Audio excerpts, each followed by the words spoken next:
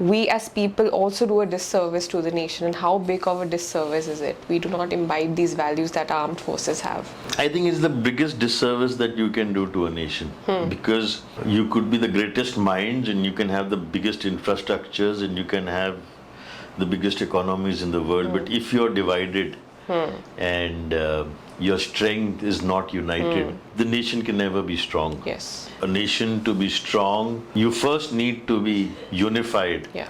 You first need to be together, and that's when the rest of it will come. It cannot be the other way around. So you can't be pulling the country in every direction, and then yet expecting it to be strong.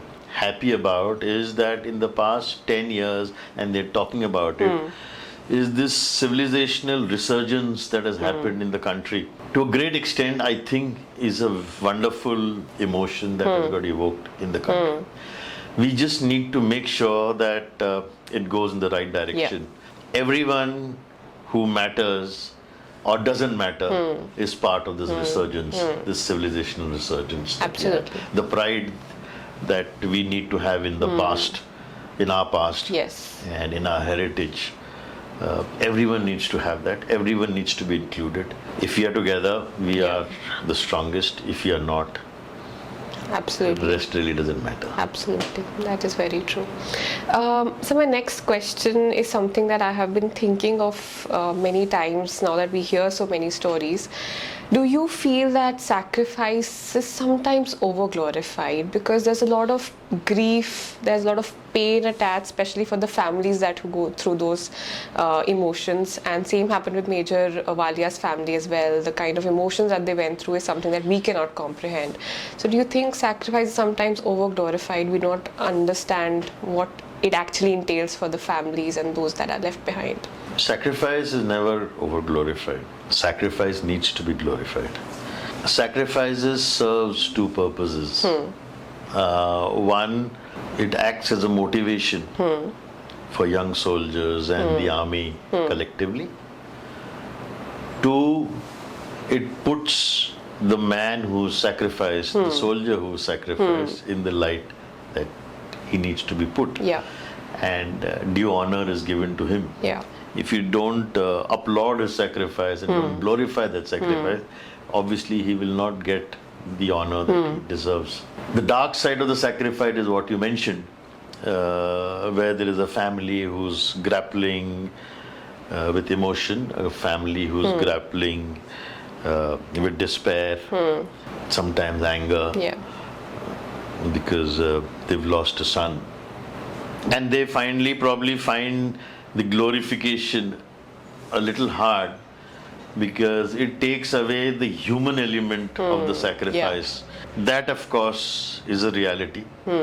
But like you asked earlier, it is the job of the country and the nation to kind of assuage them and give them that balm and give them that support and give them that emotional shoulder to lean on when they are in their depths, because they have sacrificed their son or their brother or their husband. So that's when the collective conscience and the collective responsibility of the nation comes. But you might glorify the sacrifice, which is important, but you also need to look after the family who's been left behind.